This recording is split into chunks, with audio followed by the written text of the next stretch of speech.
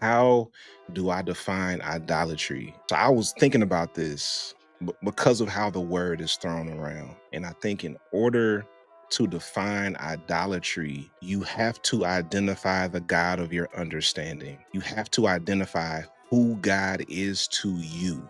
And that is very important in my defining of idolatry, because idolatry is anything that you prioritize over the God of your understanding, anything that you obsess over that separates you from the God of your understanding.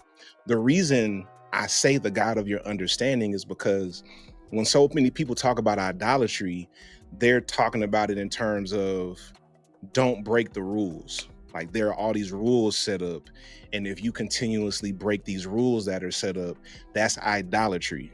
But my understanding of God is not grounded in rules. I wrote a book critiquing that particular version of God. I wrote a book called Breaking All the Rules to move away from an understanding of God that is rule based. So the God of my understanding is rooted in how I love my neighbor as myself. And how I love my neighbor as myself is the essence of my devotion to God. So idolatry is anything that I prioritize over loving my neighbor and loving myself. Because when I love my neighbor, my fellow human, and I love myself, I am convinced that I'm doing right by God, that shows my commitment to God. So idolatry is anything that comes in between me and the embodiment of that relationship with the God of my understanding. So that's how I define idolatry. All right.